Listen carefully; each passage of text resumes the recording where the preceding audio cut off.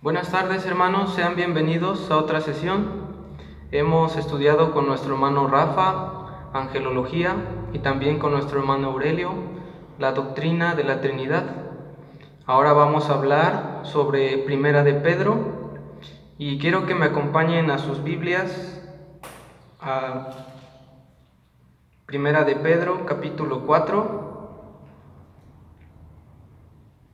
versículo 12 y 13.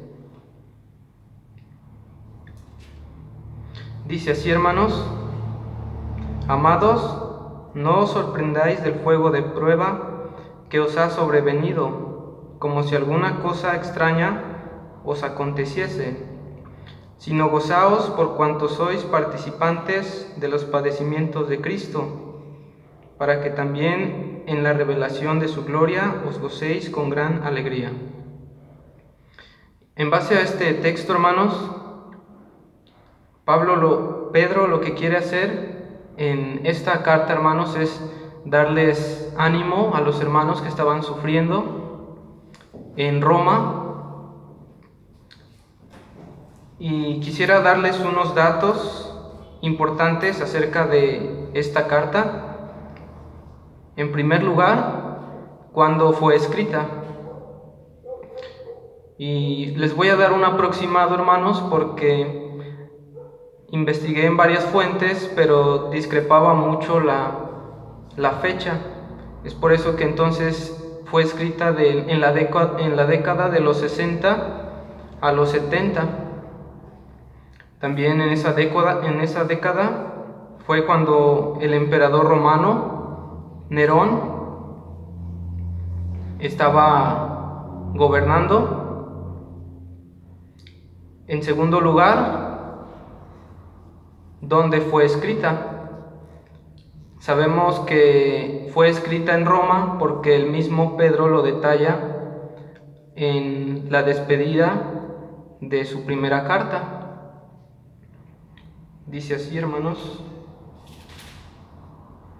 el capítulo 5, versículo 13: La iglesia que está en Babilonia, elegida juntamente con ustedes, y Marcos, mi hijo, os saludan. Aquí lo que dice es Babilonia, hermanos, pero sin embargo sabemos que para los tiempos de Pedro la nación de Babilonia ya no existía. Y hemos estudiado con nuestro hermano Carlos en Apocalipsis que cuando se refiere a Babilonia es Roma, más bien la ciudad de Roma. En tercer lugar, ¿para quién fue escrito? Si nosotros vamos al comienzo, en el versículo 1, capítulo 1, empieza diciendo: Pedro, apóstol de Jesucristo, a los expatriados de la dispersión en el Ponto, Galacia, Capadocia, Asia y Bitinia. Estos estados o estas ciudades, hermanos, es lo que en la actualidad vendría siendo Turquía.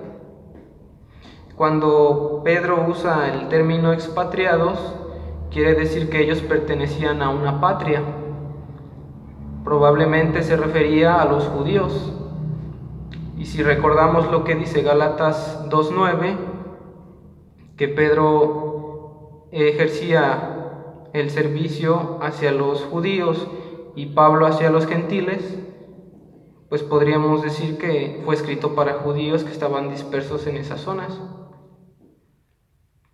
Bueno, esos son los datos de la carta, hermanos. Los datos del autor, pues damos por sentado que es el mismo Pedro, apóstol.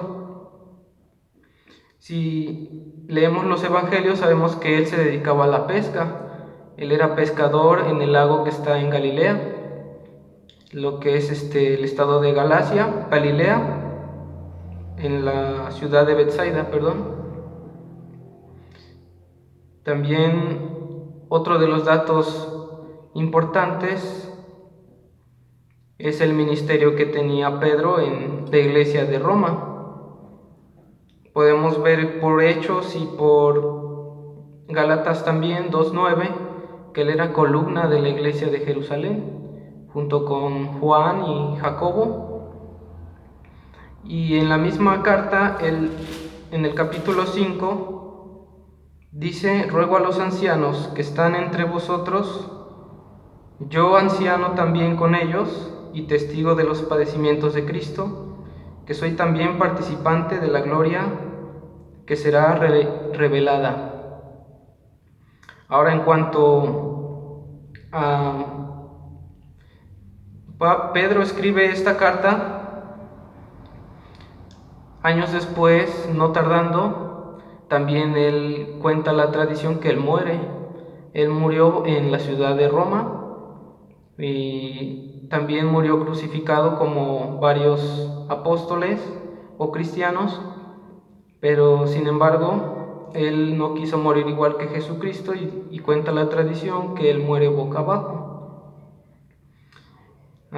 Otros aspectos sobre Pedro es que él tenía un carácter muy impetuoso, es decir, que era muy impertinente, que era muy robusto y tenía, por ejemplo, en los evangelios vemos que cuando quieren arrestar al Señor, él es el que le corta la oreja a un alguacil, a un guardián o un soldado romano.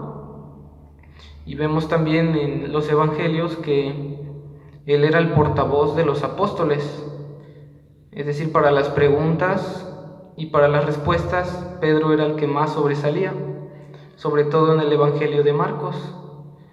Vemos también que él tenía una fe inmadura cuando era apóstol, porque cuando el Señor Jesucristo anuncia su muerte, él le dice que piense más bien si está dispuesto a dar la vida, a lo que el Señor Jesucristo le dice, que se aparte de él, Satanás.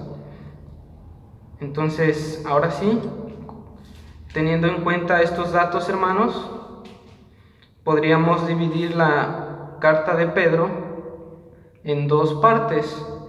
La primera es doctrina o enseñanza, y la segunda parte es práctica, y también son consejos para nuestra vida diaria y nuestra forma de vivir nosotros como cristianos. Y ahora, en este día y en esta sesión, vamos a ver cómo debemos de vivir ante las autoridades y también en el ámbito laboral. Vayan conmigo ahí a Primera de Pedro.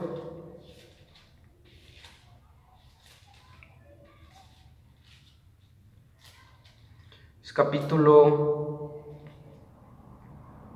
2 y vamos a leer del versículo 13 al 16. Esta sección es donde Pedro habla sobre las autoridades, cómo debemos de vivir ante las autoridades. Comienza el versículo 13 diciendo: por causa del Señor, someteos a toda institución humana, ya sea al rey como a superior, y a los gobernantes como por él enviados, para castigo de los malhechores y alabanza de los que hacen bien. Porque esta es la voluntad de Dios, que haciendo bien hagáis callar la ignorancia de los hombres insensatos, como libres, pero no como los que tienen la libertad como pretexto para hacer lo malo, sino como siervos de Dios. Ahora en el versículo 3, hermanos, empieza diciendo que por causa de quién debemos someternos a las autoridades. Dice por causa del Señor. Está hablando del Señor Jesucristo, que por causa de que nosotros somos cristianos y tenemos una fe en Jesucristo, debemos someternos o también debemos obedecer o sujetarnos a las autoridades. Y por lo menos Pedro nos va a decir aquí dos personas que son autoridades para nosotros. En el versículo 13 dice que ya sea al rey como a superior, y en el versículo 14 ya a los gobernadores. Obviamente en nuestro tiempo ya no hay rey, pero nosotros en nuestro país sí tenemos un presidente y sí tenemos gobernadores en cada estado. dice el versículo 14, como por él enviados para castigo de los malhechores y alabanza de los que hacen bien. Y aquí, hermanos, cualquier tipo de gobierno sería mejor que si no hubiera ningún gobierno. ¿Por qué estoy diciendo esto? Porque si nos remontamos unos años atrás, en los tiempos de Noé, cuando no había ningún tipo de gobierno, de hecho por eso Dios envió el diluvio, porque la maldad de los hombres se había multiplicado, porque no tenían ningún gobierno y nadie se sometía a nadie, solamente que todos hacían lo que ellos querían. Por eso es que le digo que cualquier tipo de gobierno es mejor que ninguno. Y también tenemos que reconocer que son impuestos por medio de Dios también.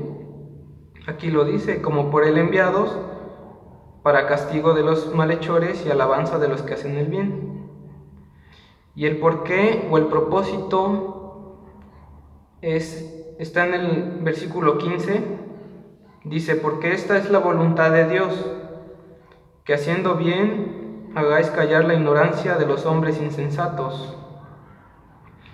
¿Qué estamos diciendo, hermanos? Que nosotros debemos portarnos o someternos y obedecer a las autoridades para dar un buen testimonio hacia los incrédulos, los que no tienen a Cristo, los que no creen en la palabra. Porque por medio de nuestro testimonio, de nuestra forma de vivir, ellos van a ver que tenemos una integridad correcta y que lo que creemos y lo que estamos diciendo, pues también lo ven en nuestra vida. Ahora, Pedro no es el primer apóstol que habla sobre el sometimiento a las autoridades y a los gobernadores. También Pablo escribió acerca de esto. Y vamos a ver por lo menos 3 textos o 3 citas para reforzar esta práctica, estos consejos que nos están diciendo los apóstoles. Vayan conmigo a Romanos.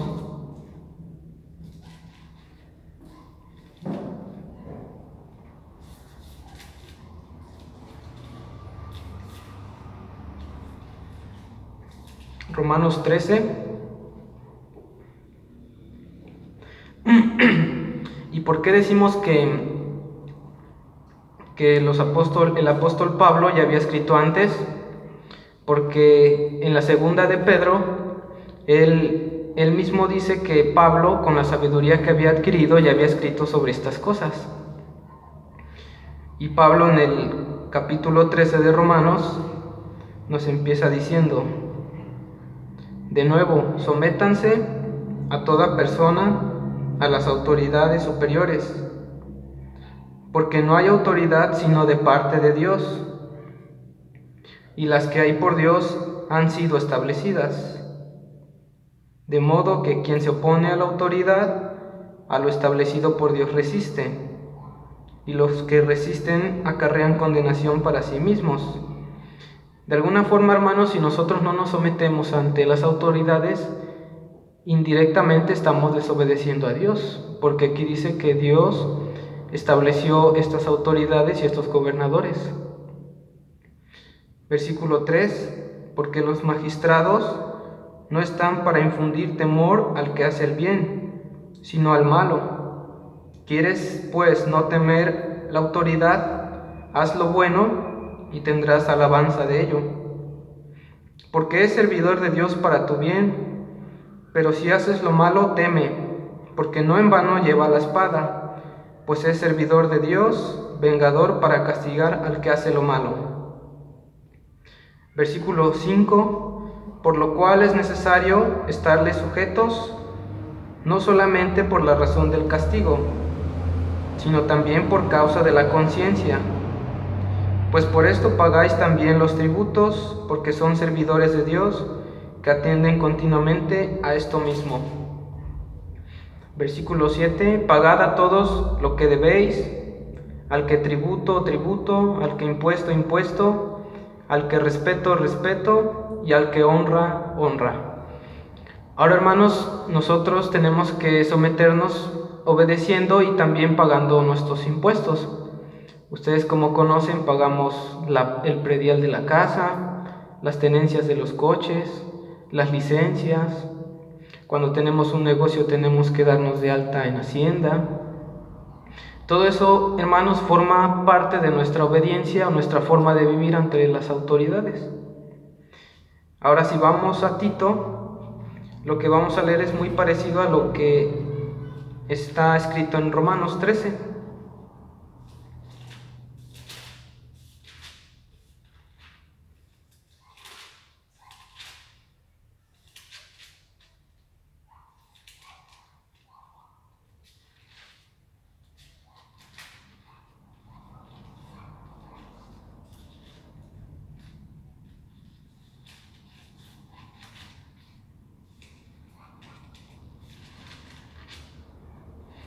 En el capítulo 3 dice: recuérdales que se sujeten otra vez a los gobernadores y a las autoridades, que obedezcan y que estén dispuestos a toda buena obra.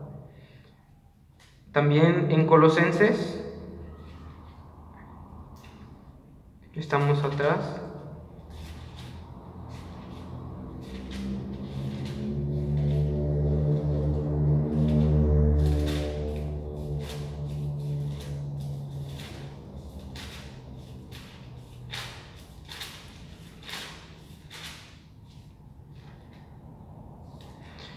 Colosenses capítulo 3, versículo 22,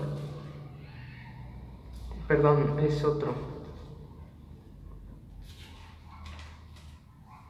es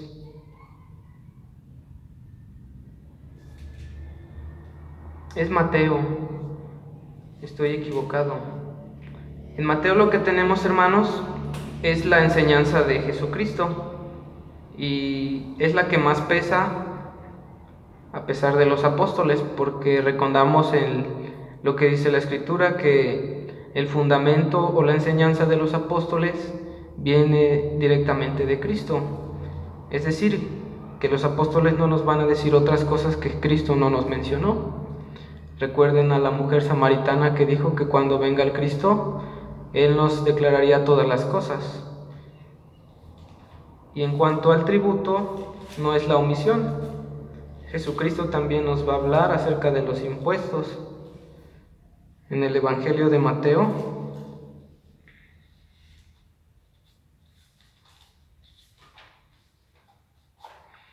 es capítulo 22,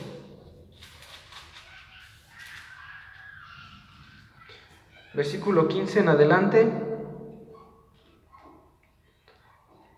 Entonces se fueron los fariseos y consultaron cómo sorprenderle en alguna palabra, y le enviaron los discípulos de ellos con los herodianos, es decir, los que estaban a favor de Herodes, diciendo: Maestro, sabemos que eres amante de la verdad y que enseñas con verdad el camino de Dios, y que no te cuidas de nadie porque no miras la apariencia de los hombres.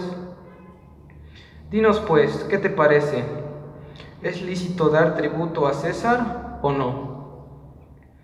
Lo que tenemos aquí, hermanos, es la pregunta sobre si hay que dar tributo, impuesto al César, que era el gobernador que estaba en esa ciudad.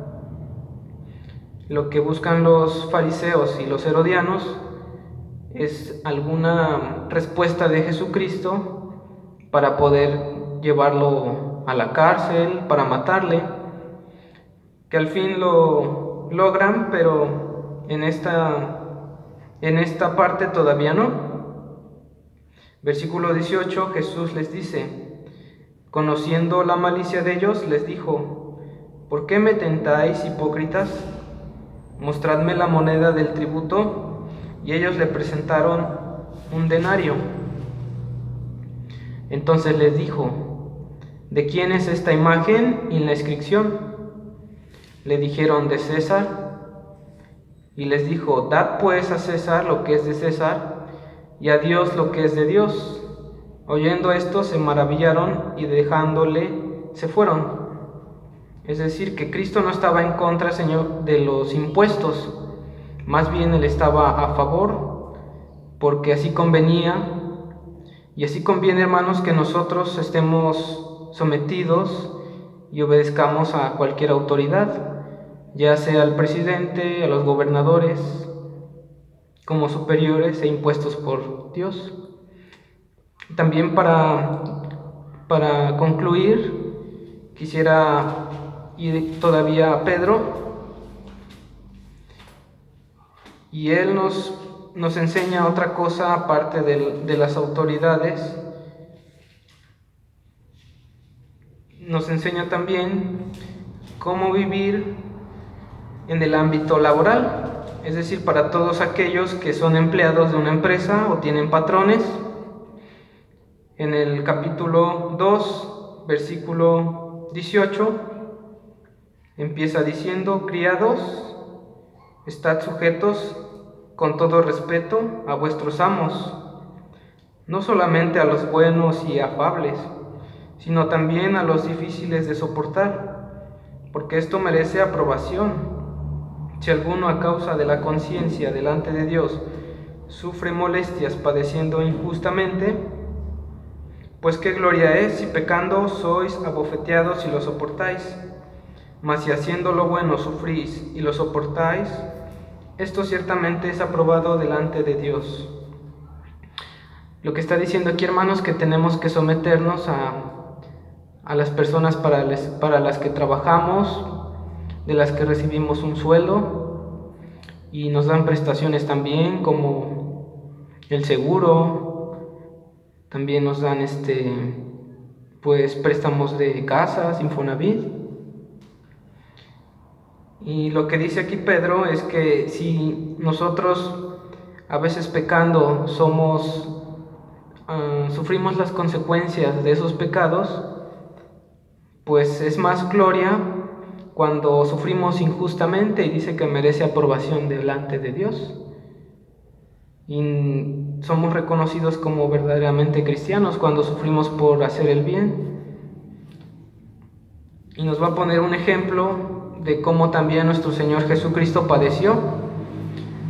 Sigue diciendo en el versículo 21: pues para esto fuisteis llamados, porque también Cristo padeció por nosotros, dejándonos ejemplo para que sigáis sus pisadas, el cual no hizo pecado, ni se halló engaño en su boca, quien cuando le maldecían no respondía con maldición, cuando padecía no amenazaba, sino encomendaba la causa al que juzga justamente, quien llevó él mismo nuestros pecados en su cuerpo sobre el madero, para que nosotros, estando muertos a los pecados, vivamos a la justicia, y por cuya herida fuisteis sanados, porque vosotros erais como ovejas descarriadas, pero ahora habéis vuelto al pastor y obispo de vuestras almas. Hermanos, así como Cristo sufrió, a nosotros no nos espera una vida pues mejor que Cristo. Si Él es nuestro Señor, nosotros debemos padecer como Él. Por eso aquí dice que Él dejó pisadas, dejó ejemplo, y Él mismo dijo que en el mundo tendríamos aflicción, pero que confiáramos en Él, pues Él ha vencido al mundo. Y que es a través de aflicción y pruebas que debíamos entrar al reino de los cielos.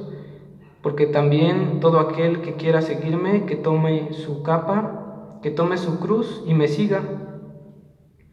Esas son las palabras de nuestro Señor Jesucristo. Ahora en el versículo 17, Pedro nos dice: honrad a todos, amad a los hermanos, temed a Dios y honrad al Rey. Dice que tenemos que darle un valor a todos, a todas personas, sean incrédulos, sean conversos. También dice que debemos amar a los hermanos. Y sigue diciendo que temamos a Dios y que honremos al Rey. No dice que temamos al Rey, sino más bien que temamos a Dios y demos valor al Rey. Y el por qué lo explica ahí mismo, en el versículo 17. Dice: y si invocáis por Padre aquel que sin acepción de personas juzga según la obra de cada uno, conducíos en temor todo el tiempo de vuestra peregrinación. ¿Qué estamos diciendo? Pues que el rey no puede ver en mi casa lo que estoy haciendo, tampoco a mis hermanos lo que estoy haciendo con ellos.